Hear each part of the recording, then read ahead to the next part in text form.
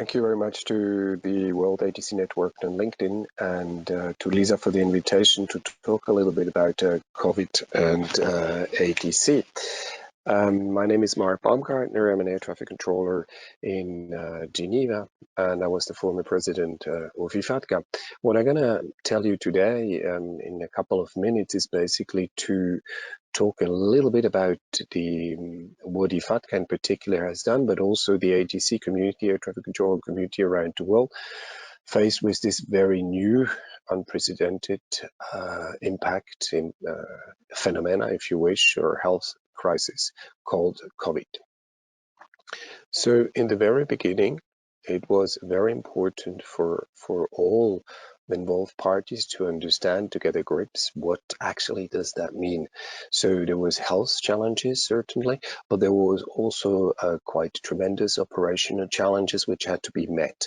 And IFATCA in particular, through their website, but also through the benefit of a global network, a global federation representing over 130 countries with more than 50,000 controls around the globe, had the privilege and also a form of duty to give some educational elements, but also to learn from around the world how the people were coping with this new situation with COVID-19.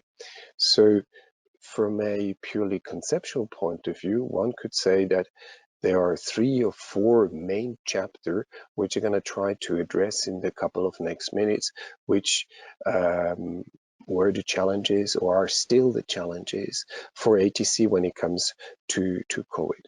First of all is the health. So how do you continue to control healthy? Meaning, how do you remain physically but also mentally fit to do the job, the work of air traffic control? Then the other part, the other chapter, subchapter was how to continue to control. So how do you assure that there is always somebody in the ops room, in the tower, who can continue to provide essential services, essential infrastructure services like medical flights, evacuation flights, like cargo flights, but also in the very beginning of the crisis, some evacuation flights. And then for some of us, this is now the case, the slow transition into the recovery phase.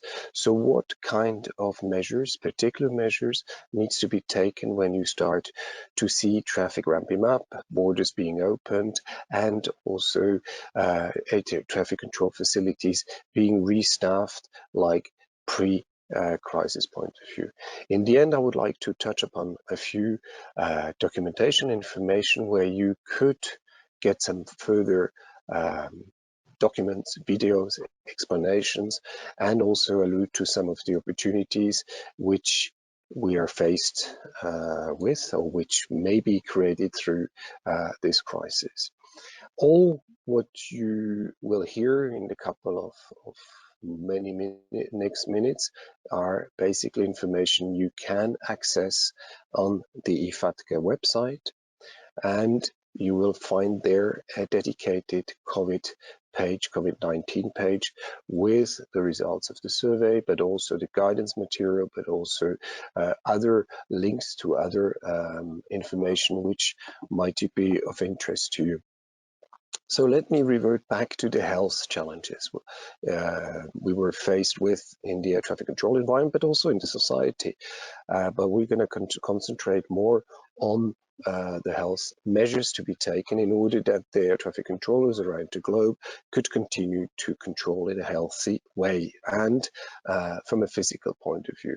So first of all, of course, all the normal measures which are also imposed or recommended by the health authorities around the globe, like wash your hands when you come to work, wash your hands when you leave your working place, make sure that you can socially distance from each other. This is sometimes not very easy in a tower cabin or in an en route center like the one behind me, but there the people had to become a little bit agile and flexible and find solutions to actually maintain an adequate distance from each other, so that the coordinator and maybe the executive controller would have more distance that they normally would apply.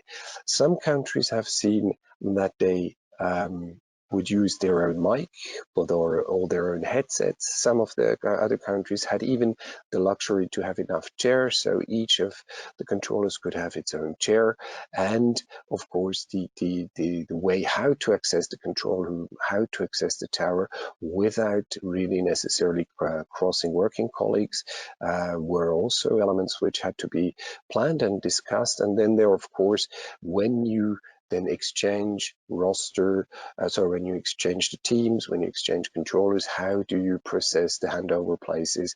For example, that you have different kind of configuration, that you can actually open the working position on another workstation, so that physically it can be cleaned before somebody else sits at this next position.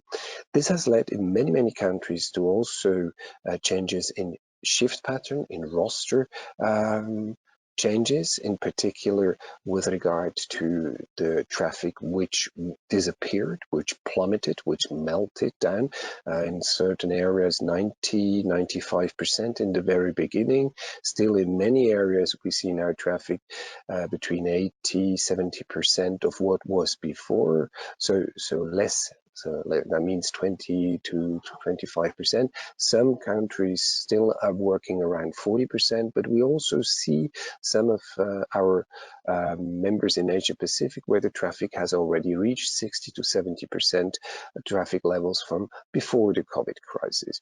So there as well, in particular where there is no traffic, many air navigation service providers, many air traffic controller organizations have actually reverted to a so-called team system in order to reduce the exposure of many of their controllers. Another challenge which we came across was actually to continue to control healthy, but from a mental point of view. This situation has created a lot of stress, anxiety, but also low mood, and it could in certain cases, or it has in certain cases also added additional stress, for example, due to sickness of family members, but also due to childcare, because in many countries the schools had been closed and suddenly the parents had to look after the children during the day. Further also, and that is one of the brochure IFATCA has published, it is about how are you treating yourself, and we labeled, the IFATCA labeled this guidance material as the mindful or mindful. And one of the things which came across very often when you talk about mindfulness, about caring with yourself, you need to accept yourself, you need to focus on breathing, you need also to take a little bit a step back. So that means maybe you just get rid of the social media attention all the time. You need to pay attention to yourself, and you need to live in the moment which you are in. And that is certainly something which is very helpful also for air traffic controllers, in particular in a situation like this. This will then most probably lead, if you apply some of these concepts, to resilience. That's also one of the aim of resilience, personal resilience, that you get confidence and self-esteem back where it was low, that you also have the ability to regulate emotions, in particular with all the flood of information receiving, all the horrible pictures sometimes, scary pictures sometimes of what COVID can do and what it has done to certain people. So to regulate the emotions is also very important. Also increase the dreams, maybe in the sense that you try to sort out long time projects. You have always said, oh, I'll do that once I have time or when I retire. that would also have been an opportunity for many people have used this opportunity to repaint the garage, to build new houses or new cabins and things like this. So plenty of projects which were always lying a little bit bare, and they could address that. So that's also one of the important things, and also helps you then also to face the changes, to also maybe take a step back, to be a bit also surrounded with your family, positive people, and to help who encourage you. Last point for the resilience, which is something which is also very beneficial, is recommended to actually look and focus the activities on the body and breathing, so sports, but also yoga and other elements which actually make you move, make your cardiovascular system, your breathing system, helping you to become resilient. Staying healthy, very important. Second point, continue to control, because that's basically the job as an air traffic controller you will have, and therefore it's very important also to seek in order to gain control over the situation, but also to continue to control in conditions which are adapted to the new situation. And there, from an IFATCA point of view, it was recommended that a discussion is thought quite rapidly with the employer, that the association and union are heard, that they are involved, that all the health measures which are recommended, that they are applied by all the involved, so not just the frontliners or not just the management, not just the security guard, but that there are sufficient masks available. If there are not masks available and you don't need to wear masks, for example, to work, that, for example, you have headsets, your own mic, things like this. Whenever changes in working conditions are a direct result of the COVID crisis, that as association or as negotiating partners, you are involved in these changes.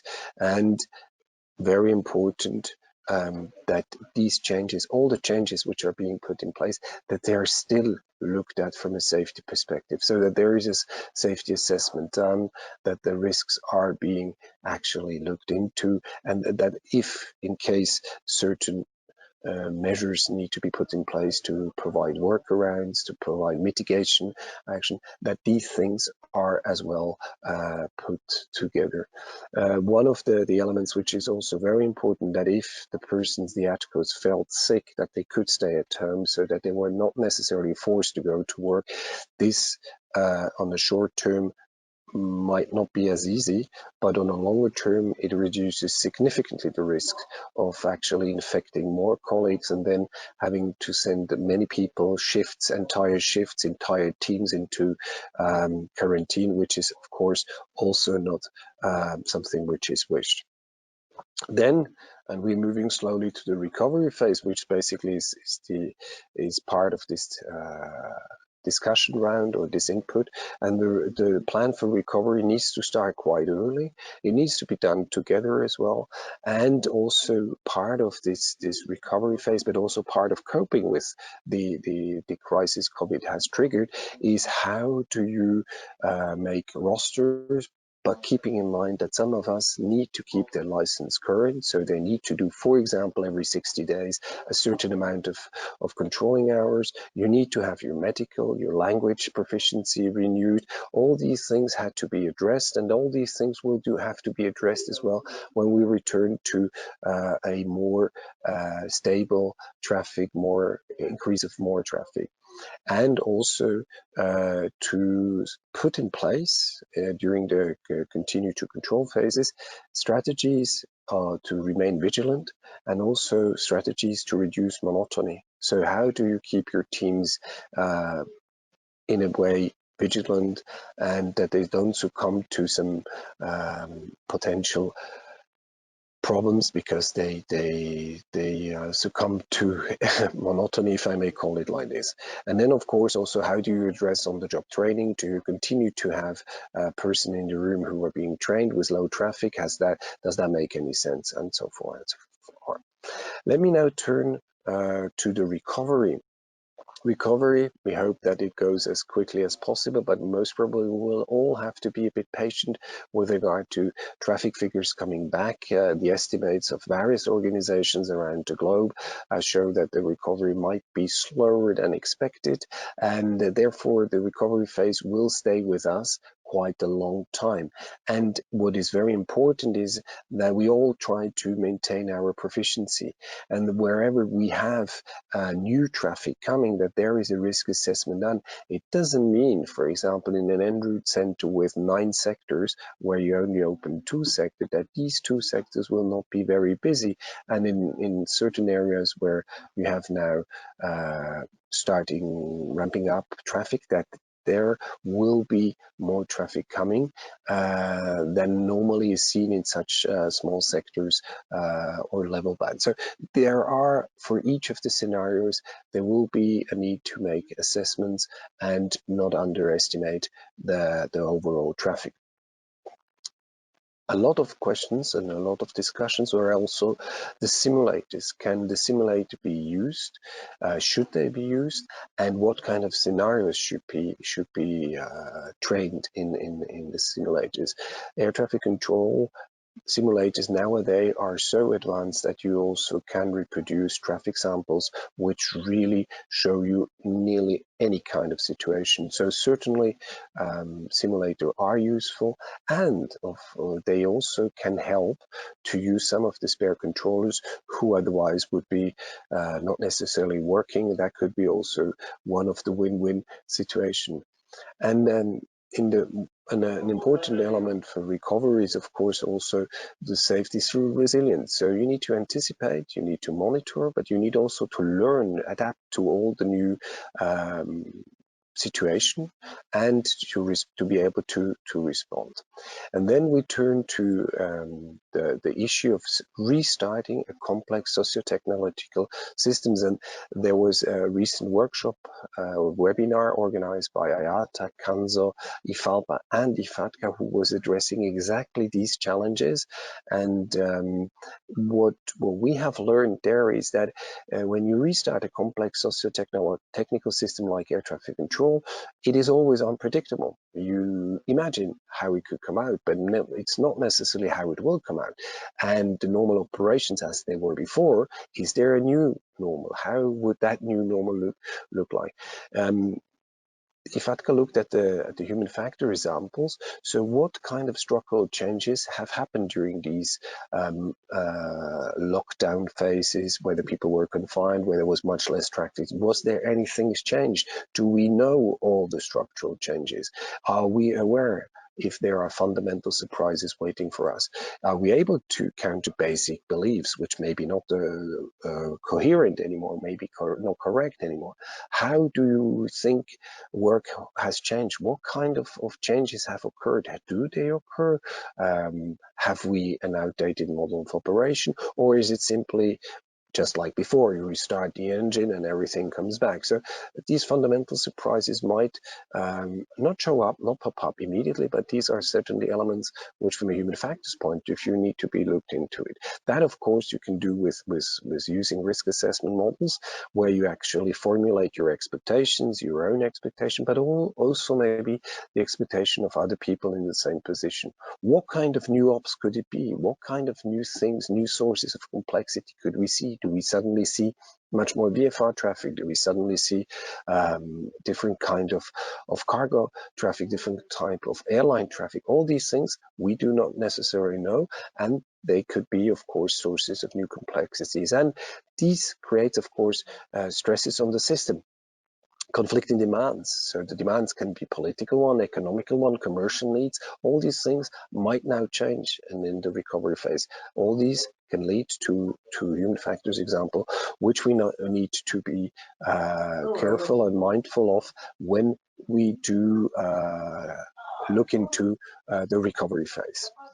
Coming slowly but surely towards the end of this small presentation, I would like to use the opportunity to talk about opportunities we have observed at IFATCA, and we have learned, for example, that people have been able to put simulators on virtual, so with that the pilots, pseudo pilots, air traffic controller instructor could stay home and could actually do simulation like they would be in the simulator, or that early retirement packages have already been offered to air traffic controller, that all the overtime, which has for many years lacked maybe in units, was used to actually give the controllers time off, and certain new ways of working have already been introduced during the low traffic scenario. Of course, all this is not an ultimate list, so there are plenty more opportunities, most probably, which air traffic control can take away from this COVID crisis. If you're interested and if you're looking for more information, you can find in plenty of organizations who are doing excellent work with regard to returning to normal operations. Eurocontrol, the safety operations, is producing a very complete information documentation which looks at the various hazards, which covers part of the hazards I have mentioned as well when we restart a complex socio-technical system. Eurocontrol also provides daily traffic statistics, and for those who are a little bit more into analytical information, you will also find some sort of dashboard where you can find the impact of the economic crisis, but also the grounding of the fleets, plenty of information. This is under the Eurocontrol website, under so-called ansperformance.eu, where you can find some of this information. EASA, for the Europeans as well, is also working on a return to normal operations. Plenty of good staff, good information in there, and this information will be made available very soon. ICAO has published recently as well guidance material on recovery. Also there on the ICAO website, you will find plenty of aviation-related recommendations and elements you might wish to look into. Air traffic control is, for the time being, in the ICAO guidance, not yet covered as one could expect, but certainly there are other parts of the aviation chain which are covered. IFATCA, last but not least, on their website you find the guidance material. I have a little bit explained what it is.